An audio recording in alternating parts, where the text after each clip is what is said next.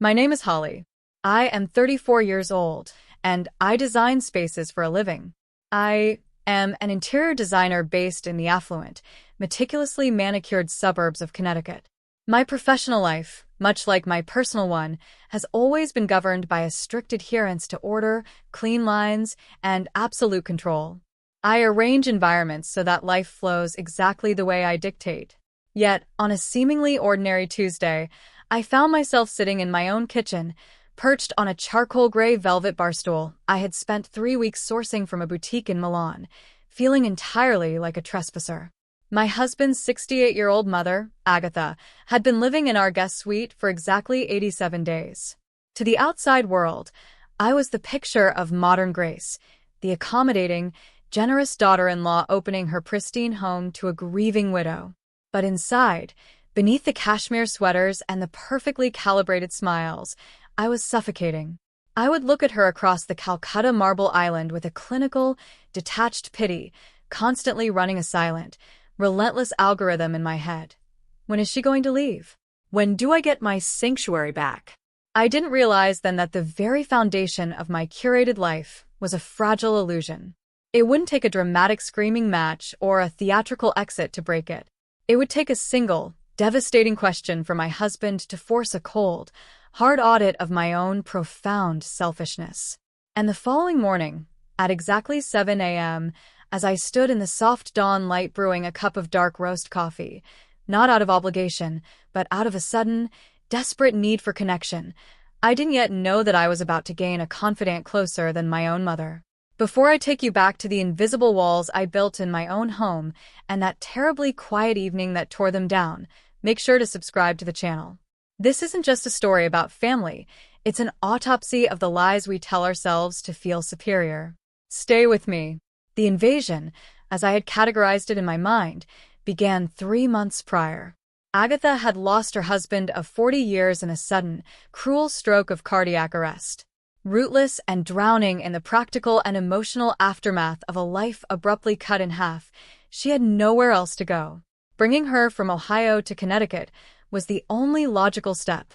I had agreed to it instantly, nodding with the requisite solemnity, confident in my ability to manage the situation just as I managed a complex architectural renovation.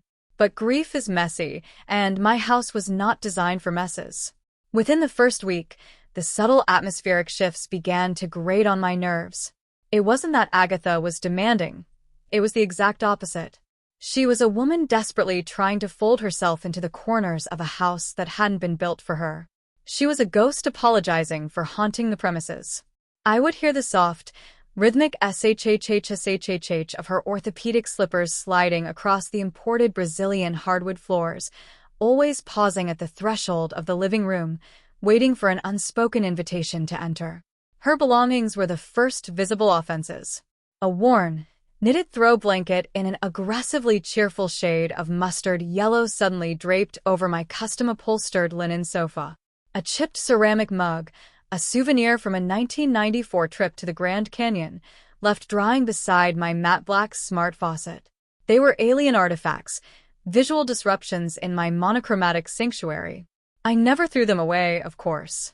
I simply relocated them, subtly nudging her history out of sight into the guest room, reclaiming my territory inch by inch. Our dinners were masterclasses in strained civility. My husband, caught in the invisible crossfire, would chew his food with focused intensity, eyes darting between the two women in his life. I would sit with my posture perfectly erect, offering tight, symmetrical smiles while Agatha talked. She talked endlessly. She filled the terrifying, hollow silence of her new reality with a steady stream of inconsequential details. She would recount the weather patterns back in Ohio, the mating habits of the cardinals outside her old kitchen window, or the shifting price of eggs at her local grocery store. I was a busy woman. My hours were billed at a premium. I viewed her sprawling, unstructured anecdotes as a theft of my time. I would nod, mechanically saying, "Oh, really?" or "How interesting," while my mind actively disengaged. I wasn't listening to her. I was enduring her. I was mentally measuring the square footage she consumed, quietly calculating how much longer this temporary, arrangement could possibly last before I broached the subject of an assisted living facility or a small condo nearby. I genuinely believed I was the victim of an uncomfortable inconvenience. I thought I was performing the ultimate act of charity by simply allowing her to breathe my conditioned air. I was so arrogant, so entirely insulated by my own privilege and my obsession with boundaries, that I couldn't see the woman sitting across from me. I thought her endless stories were just the annoying habits of an aging woman. I had no idea that she was just trying to build a bridge across a canyon of grief, throwing words into the dark, hoping someone would catch them. For nearly 3 months, I played the silent martyr perfectly. I thought I was untouchable in my righteous patience, until the night the walls I had so carefully constructed came crashing down. The breaking point did not arrive with a shattered vase, a burned dinner, or a dramatic confrontation in the center of the living room. In my meticulously ordered world, disasters rarely announce themselves with loud noises. Instead, it was a quiet, suffocating accumulation of microscopic trespasses. It was the slow, steady drip of water on a stone, eroding my patience millimeter by millimeter until there was nothing left but a jagged, exposed nerve. It was a late Friday evening in November, exactly 89 days since Agatha had crossed the threshold of our home. Outside, a freezing Connecticut rain was lashing against the floor-to-ceiling windows of the dining area, blurring the manicured silhouettes of the arborvitae trees I had planted along the property line to ensure maximum privacy. Inside, the climate control was set to a perfect, ambient 68 degrees, but the air felt impossibly thick. I was standing at the kitchen island, nursing a glass of a dry, austere Sancerre. The cold crystal stem offered a grounding sensation against my fingertips as I reviewed a series of imported fabric swatches for a client's upcoming penthouse renovation. My husband was sitting at the far end of the long dining table, bathed in the harsh, blue glow of his laptop screen, reviewing quarterly reports. And Agatha was there. She was always there. She was standing near the sink, engaged in an activity that sent a quiet, involuntary shudder down my spine. She was reorganizing the pantry. I had spent a considerable amount of money hiring a professional organizer to arrange that pantry into a precise, visually soothing grid of matching glass decanters and minimalist labels. Now, I could hear the muted clinking of jars being shifted. I could hear the soft, tuneless humming vibrating in the back of her throat, a nervous habit she employed whenever she felt she was being useful. She turned around, holding a small, silver tin of saffron I had purchased in Morocco. "Holly's sweetheart," she began, her voice carrying that gentle, tentative Midwestern cadence that always felt like sandpaper against my exhaustion. I noticed this little tin was hiding behind the flower. I thought maybe I should move it to the front, so you don't forget you have it. It's such a pretty little box. I didn't look up from my swatches. I couldn't. I knew if I looked at her, if I saw that earnest, fragile expression on her aging face, my mask of polite indifference would crack. I simply took a slow, calculated sip of my wine, letting the sharp acidity burn the back of my throat.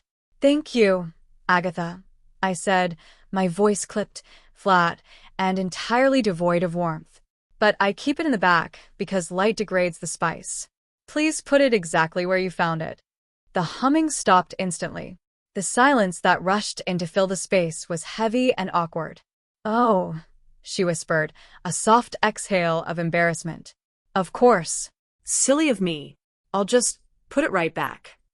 I heard the pantry door click shut. I heard the familiar, rhythmic shhhshhh of her orthopedic slippers retreating down the hallway toward the guest suite. She was retreating into her designated corner, making herself small again. I waited until I heard the faint click of her bedroom door closing before I moved. I placed my wine glass on the marble counter with a definitive, hollow thud. I caught my husband's eye across the room. He hadn't said a word, but his fingers had stopped typing on the keyboard. He was watching me. I gave a slight, sharp tilt of my head toward the stairs, a silent command. "Upstairs. Now." I walked up the floating oak staircase, my spine rigid, my breathing shallow. I bypassed the main hallway and moved directly into the master bedroom, pulling the heavy, solid-core mahogany door shut behind me. This room was my absolute sanctuary. It was a study in tonal beige and warm whites, devoid of clutter, devoid of history, devoid of anyone else's emotional baggage. A moment later, the door opened softly, and my husband stepped in. He didn't turn on the overhead lights. The only illumination came from the small brass reading lamps flanking our low-profile bed, casting long, tired shadows across his face. He looked exhausted. The deep grooves around his mouth seemed to have carved themselves a fraction deeper over the last 3 months.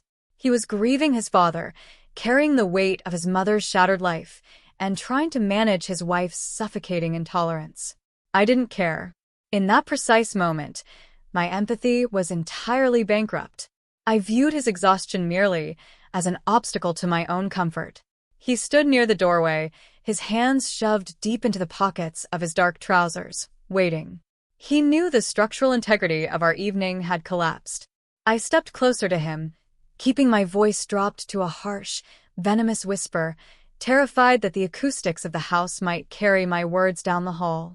I didn't want to fight. I wanted a schedule. I wanted a project timeline. When is she going to leave? I asked.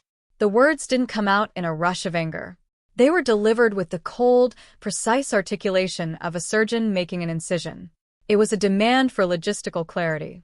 My husband did not flinch. He did not raise his voice. He didn't adopt a defensive posture or throw his hands up in frustration. The utter lack of kinetic energy in his response was what made it so terrifying. He slowly pulled his hands from his pockets. He looked at me, not with the fiery indignation of a son defending his mother, but with the quiet, drowning waters of profound disappointment. He looked at me as if he were studying a stranger who had somehow wandered into his bedroom wearing his wife's clothes. The rain outside seemed to amplify, drumming a chaotic rhythm against the glass, highlighting the absolute stillness inside the room. He took a slow breath, letting it out through his nose, and when he finally spoke, his voice was a low, devastating murmur. Did your mother and father ever count the days for you? The question hung in the dimly lit air between us, heavy and sharp as a guillotine blade. He didn't wait for an answer. There was no answer to give. He simply turned, his broad shoulders slumping under an invisible weight, opened the door, and walked back out into the hallway, leaving me alone in the perfect, silent, suffocating room I had built for myself. I stood frozen on the imported wool rug, staring at the empty doorway. The anger that had been boiling inside me for 89 days instantly evaporated, leaving behind a sudden, icy vacuum. It was not a physical blow, yet I felt as though the very floorboards beneath my feet had vanished. My husband hadn't yelled. He hadn't accused me of being cruel or heartless. He had simply held up a mirror, angled it perfectly, and forced me to look at the absolute, terrifying ugliness of my own reflection. The question hung in the dimly lit air of our master bedroom, a sharp, invisible blade suspended over the perfect symmetry of my curated life. Did your mother and father ever count the days for you?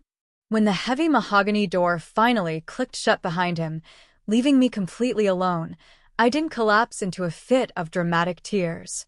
I didn't scream or throw the Waterford crystal vase sitting on my nightstand.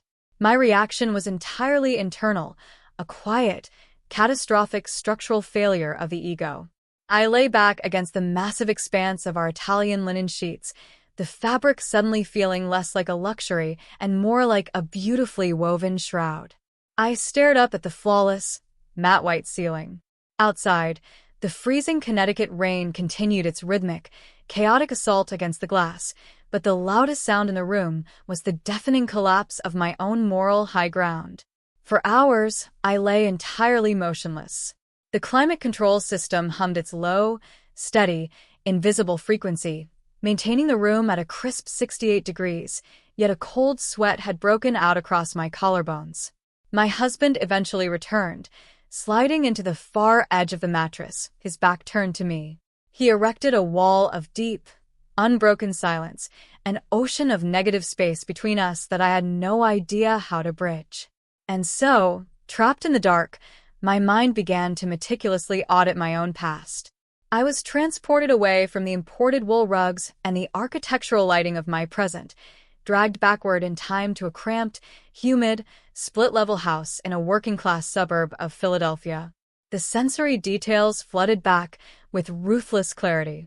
I could smell the cheap, burnt Folgers coffee that permanently stained the air of our small kitchen. I could see the peeling, sun-faded floral wallpaper that my mother always promised she would replace, but never had the budget for. I remembered the staggering financial weight of my interior design degree. The private art school, the expensive drafting tables, the imported tracing paper, the endless array of Copic markers. It was an astronomical burden for a household that operated strictly paycheck to paycheck. I remembered a humid night in late August, standing barefoot at the top of the carpeted stairs, listening to the hushed, urgent whispers of my parents at the kitchen table. The rhythmic tapping of a cheap plastic calculator. They thought I was asleep. They were trying to figure out how to cover the gap in my fall tuition without taking on another high-interest loan. The very next weekend, my father's car was gone from the driveway. It wasn't just a car. It was a pristine, navy blue 1988 Ford sedan. It was the only thing he owned that was entirely his, a machine he washed every Sunday morning with a religious devotion, carefully waxing the hood until it mirrored the clouds. He loved that car, but he sold it. He sold it to a used car lot 2 towns over, and for the next 3 years, he took a 40-minute bus ride in the biting Pennsylvania winters to get to the machine shop where he worked. And they never said a word about it. They never presented me with an invoice for their sacrifice. When I came home for the holidays, complaining about the stress of my finals or the demanding nature of my professors, my father didn't sigh heavily or look at the calendar. He didn't sit in his armchair and silently calculate the exact return on his investment. My mother didn't hover in the kitchen, quietly counting the days until I would pack my bags and relieve them of my financial and emotional weight. The love they offered me was a sprawling, unmeasured landscape. It was an unconditional sanctuary that didn't run on a meter. And what was I doing? I was charging a grieving, 68-year-old woman rent in the currency of guilt and subtle humiliation. I was tallying the 89 days she had spent breathing the air in my 6,000-square-foot house. I had applied the brutal, transactional math of my corporate life to a woman whose only crime was outliving the man she loved. I viewed her profound loneliness not as a human tragedy, but as an aesthetic flaw in my perfectly designed environment. I was annoyed by the sound of her slippers. I was repulsed by her mustard yellow blanket. I realized with a creeping, paralyzing nausea, an emotional slumlord. If you're listening to this, and you've ever had a moment in the dead of night that shattered the mirror you were looking into, forcing you to see the ugly truth of your own selfishness, hit that subscribe button. Because this story is about what happens when you stop running from your own reflection and start doing the agonizing work of rebuilding. Stay with me. The realization didn't bring a wave of hot, cathartic emotion. It brought a freezing, clinical clarity. The shame was a physical weight, pressing down on my ribs, making my breaths shallow and jagged. I had spent my entire adult life curating beauty, organizing spaces to reflect elegance and grace, while allowing the architecture of my own soul to rot into something cold and unrecognizable. I watched the shadows on the ceiling slowly stretch and distort as the night wore on. 3 a.m. bled into 4 a.m. and then 5 a.m. I didn't close my eyes for a single second. I didn't seek comfort in sleep because I didn't deserve it. I simply lay there, letting the absolute horror of my own behavior wash over me, dismantling the arrogant, untouchable woman I had pretended to be. When the first pale, gray light of dawn finally began to seep through the edges of the blackout shades, shifting the room from pitch black to a muted, slate gray, my decision was already made. It wasn't a grand, sweeping resolution to suddenly become a saint. It was a calculated, necessary demolition. The old Holly, the woman who guarded her boundaries with the viciousness of a junkyard dog, had died sometime around 4:15 a.m. I slipped out from under the heavy linen covers, the cool hardwood floor sending a sharp, grounding shock through the soles of my feet. I pulled my silk robe tightly around my shoulders and moved silently toward the bedroom door. It was exactly 6:45 a.m. The house was entirely silent, bathed in the still, blue light of early morning. But as I walked down the floating oak staircase, heading toward the kitchen, I knew the silence wasn't a void anymore. It was an empty blueprint, waiting to be redrawn. The descent down the floating oak staircase felt entirely different that morning. For 89 days, I had walked down these stairs like a general surveying a conquered territory, my eyes scanning the open-concept living space for any signs of visual disruption or rogue clutter. I was always armored, braced for the inevitable, suffocating presence of another human being in my immaculate fortress. But today, the armor was gone. The house, bathed in the cool, fragile blue light of a Connecticut dawn, no longer felt like a magazine spread I had to defend. It just felt quiet. I walked into the kitchen at exactly 6:45 a.m. The heated marble floor radiated a soft warmth against my bare feet, a stark contrast to the freezing, relentless rain that was still punishing the floor-to-ceiling windows. My usual routine was a masterclass in ruthless efficiency, a double shot of espresso pulled from a matte black Italian machine that cost more than my first car, consumed standing up while reviewing emails on my iPad. It was a purely functional ingestion of caffeine designed to accelerate my pulse and sharpen my edge for the day. I bypassed the espresso machine entirely. Instead, I walked over to the walk-in pantry. I opened the heavy, soft-closed door and bypassed the meticulously labeled, visually soothing rows of organic grains and imported pastas. I reached toward the very back of the bottom shelf, pulling out a heavy, foil bag of a dark French roast I had purchased months ago for a contractor who preferred his coffee simple and strong. I didn't use the automated grinder. I used a manual ceramic burr grinder, slowly turning the handle, feeling the resistance of the beans breaking down, letting the repetitive, tactile motion ground me in the present moment. The rich, oily, unapologetically bold aroma of the dark roast began to permeate the sterile, odorless air of my kitchen. It smelled like diners, like old diners on the side of a highway, like real, messy, uncurated life. Then I opened the upper cabinetry. My eyes swept past the symmetrical army of custom-made, charcoal gray stoneware mugs I used for my own coffee. I reached past them, feeling blindly into the shadowed corner of the shelf until my fingers brushed against a thick, uneven ceramic handle. I pulled it out into the light, the chipped, slightly faded mug from the 1994 trip to the Grand Canyon. Agatha's mug, the artifact I had spent 3 months hiding, treating it like a virus that might infect my aesthetic. It was heavy in my hands. It wasn't elegant. It was just a cup, meant to hold something warm. I set it gently on the Calcutta marble island and began the slow process of a pour-over, watching the hot water bloom the dark grounds, taking a deep, steadying breath of the steam. At 7:12 a.m., I heard the sound. The familiar, rhythmic shhh of orthopedic slippers sliding across the Brazilian hardwood. Normally, that sound triggered an immediate, involuntary clenching of my jaw. It was the auditory signal that my solitary confinement had been breached. But this morning, I didn't tense. I simply kept pouring the water in slow, concentric circles. Agatha stopped at the threshold of the kitchen. It was her daily, heartbreaking ritual, the invisible pause, the silent request for permission to enter the space her own son had provided for her. She was wearing a faded pink chenille robe, holding it tightly closed at her throat. She looked small, smaller than I remembered, her silver hair slightly flattened on one side from sleep. I didn't offer my usual tight, closed-mouth smile.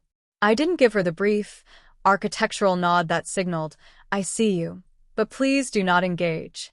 I stopped pouring. I turned away from the counter and faced her entirely. "Good morning, Agatha," I said. My voice wasn't clipped or breathy with forced politeness. It was just my voice.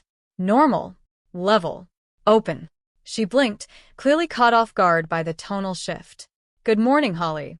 I hope I didn't wake you." The rain was just so loud against the guest room window. "You didn't wake me," I replied, picking up the Grand Canyon mug, feeling the ceramic radiating a deep, comforting heat against my palms. I walked around the massive marble island, closing the physical distance I usually fought so hard to maintain. I held the mug out to her. I thought you might want something warm. It's a dark roast. I hope that's all right. Agatha looked at the mug, then slowly up at my face. Her pale blue eyes, usually clouded with the heavy, paralyzing fog of fresh grief and the nervous energy of trying not to be a burden, widened in genuine shock. She saw the mug. She saw that I had deliberately chosen her mug.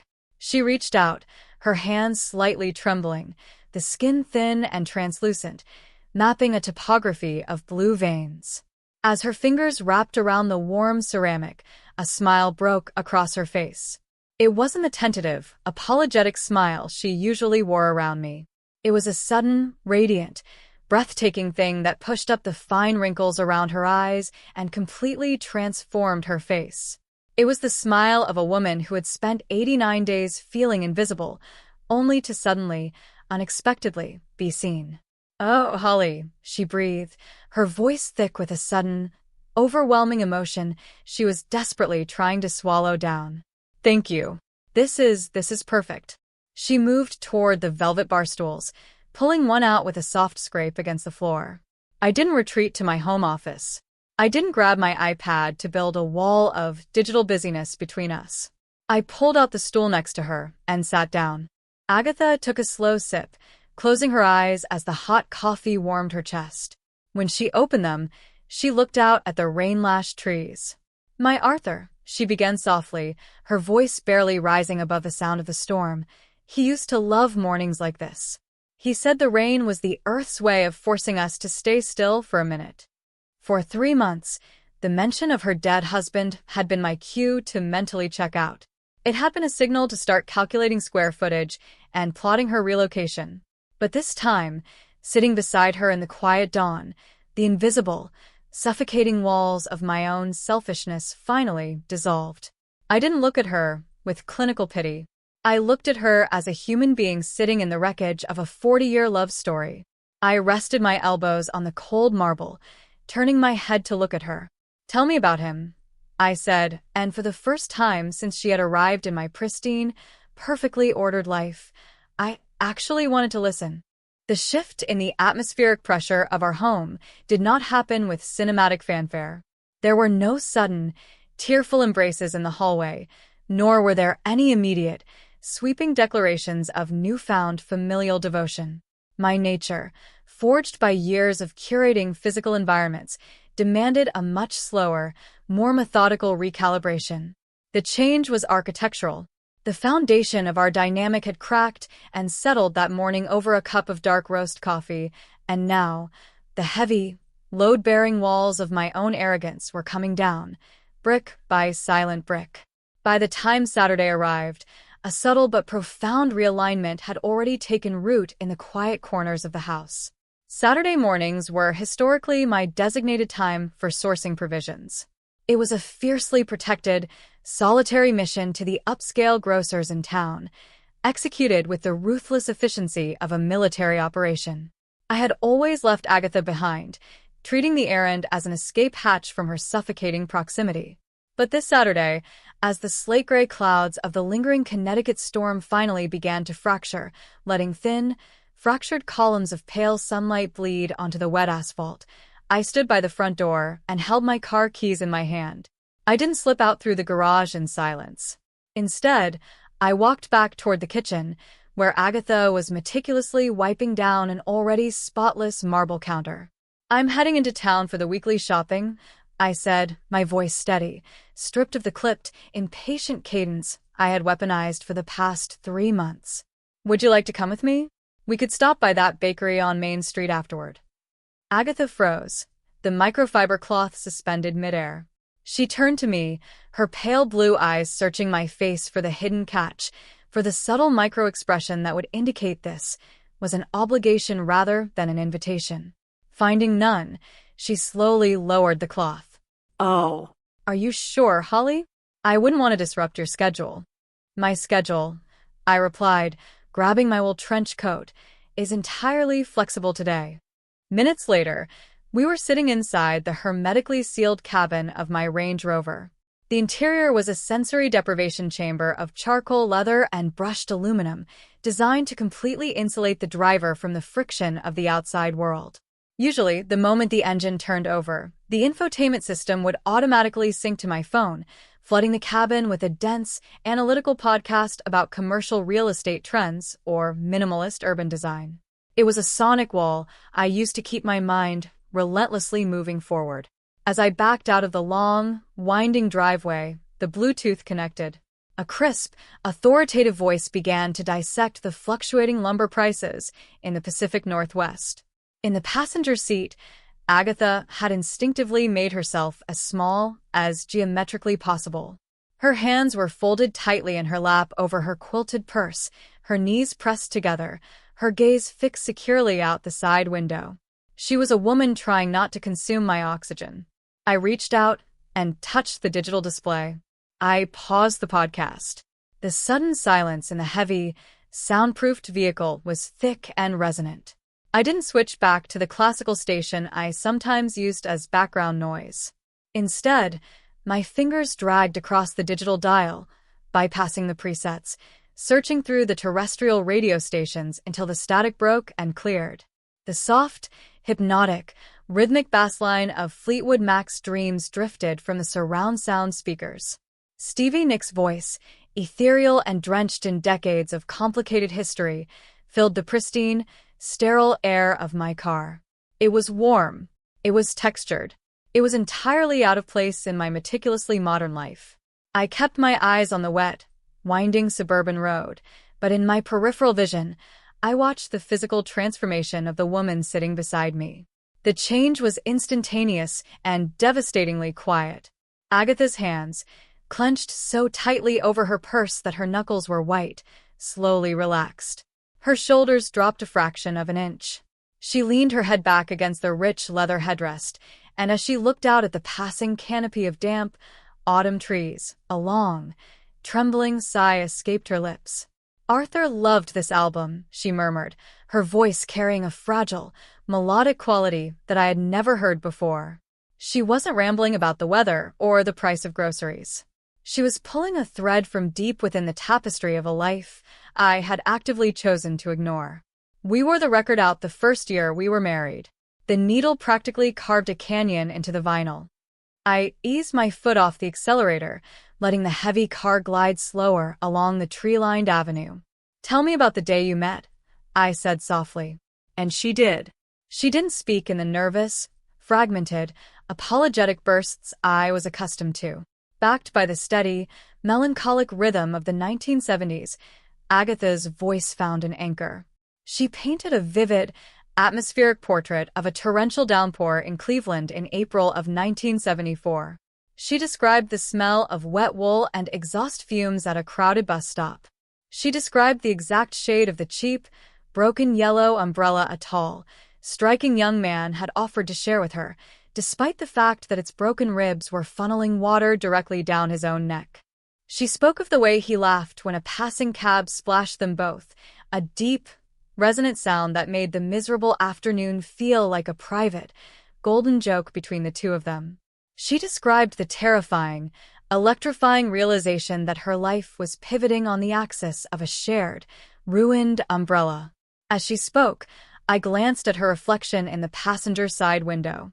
The gray, muted light of the Connecticut morning washed over the topography of her face, catching the deep lines etched around her mouth and eyes. But for the first time, I didn't see an elderly widow. I didn't see an inconvenience, a squatter in my sanctuary, or a logistical problem to be solved.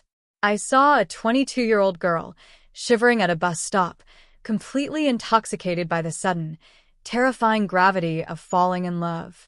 I saw a woman who had built a universe with a man, inhabited it for 40 years, and then watched it burn to the ground in a single afternoon in a hospital room.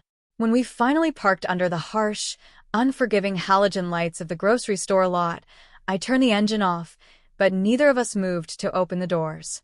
The final chords of the song faded into the heavy, soundproofed silence of the cabin. We walked through the sliding glass doors of the market not as a warden and a prisoner on a day pass, but side by side. I let go of my rigid, pre-planned list. As we moved down the aisles, I didn't aggressively steer us toward the organic, minimalist packaging I usually favored. When Agatha paused in front of the baking aisle, her fingers tracing the edge of a particular brand of dark chocolate chips she used to bake for Arthur on Sunday afternoons, I simply reached past her, took 2 bags off the shelf, and dropped them into the cart. Walking behind her, watching her navigate the bright, colorful aisles with a newfound, subtle lightness in her step, the final piece of my own arrogant delusion shattered. I had spent nearly 3 months looking right through her. I had thought she was just a mother. I had reduced her entirely to a 2-dimensional supporting character in the drama of my own busy life. I was wrong. She wasn't just a mother, and she wasn't just a widow. She was an entire, sprawling, breathtaking novel, and I had almost thrown the book away without ever reading a single page. The transformation of my home did not happen through a drastic renovation. I didn't knock down any drywall, repaint the corridors, or swap out the imported minimalist furniture for something softer. The physical geometry of the house remained exactly the same, yet by mid-December, the entire structural resonance of the space had fundamentally shifted. A house, I finally realized, is essentially just a beautifully constructed box of air. It is the emotional atmospheric pressure inside that dictates whether it feels like a sanctuary or a prison. The new equilibrium established itself in the quiet, unremarkable routines of the morning. It was a Tuesday, shortly before the holidays. The sun had not yet crested the dense, snow-dusted tree line, leaving the kitchen bathed in that profound, velvety, pre-dawn indigo. I was sitting at the Calcutta Marble Island, not in my usual rigid posture, but leaning forward, my elbows resting on the cool stone. Beside me sat Agatha. The visual dissonance that used to send a spike of anxiety through my chest was now completely gone. The mustard-yellow knitted throw blanket was no longer banished to the guest suite. It was currently draped securely over the back of my custom-upholstered linen sofa in the living room, a vibrant, unapologetic splash of lived history against my monochromatic palette. On the counter in front of us sat 2 mugs. Mine was the charcoal gray stoneware. Hers was the chipped ceramic souvenir from the Grand Canyon. They sat side by side, a silent, daily testament to the tearing down of my invisible borders. We weren't talking about the weather, and she wasn't filling the air with nervous, fragmented chatter. We were engaged in a low, quiet discussion about the color grading for a new client's dining room. I had laid a series of heavy linen swatches across the island, and Agatha was running her thumb over a particular shade of deep sage green. I found myself genuinely waiting for her assessment. She had an inherent, untaught understanding of warmth and texture that all my expensive design degrees had somehow missed. She knew how a room was supposed to feel, not just how it was supposed to photograph. I heard the soft, familiar tread of footsteps on the floating oak staircase. I didn't turn around immediately, but I saw his reflection in the dark, floor-to-ceiling windows. My husband had paused on the bottom step. He was already dressed for the office, a dark wool suit and a perfectly knotted tie, his leather briefcase hanging loosely from one hand. I watched his reflection as he took in the scene before him. He saw his wife and his mother sitting shoulder to shoulder in the dim kitchen light, examining fabric swatches over 2 steaming mugs of dark roast coffee. He didn't interrupt. He simply stood there in the shadows, and I watched the physical toll of the last 4 months, the rigid tension in his jaw, the heavy, invisible burden pulling at his shoulders, silently evaporate. He let out a long, slow exhale that didn't make a sound, a release of breath he had been holding since the day of his father's funeral. He caught my eye in the reflection of the glass. A soft, profound gratitude broke across his face, settling into a small, private smile. It was the smile of a man who had been braced for a war in his own home, only to wake up and find that a lasting, unconditional peace had been declared while he was sleeping. I turned my attention back to the swatches, a tight knot of emotion pulling at the back of my throat. I thought about the woman I had been just a few short weeks ago.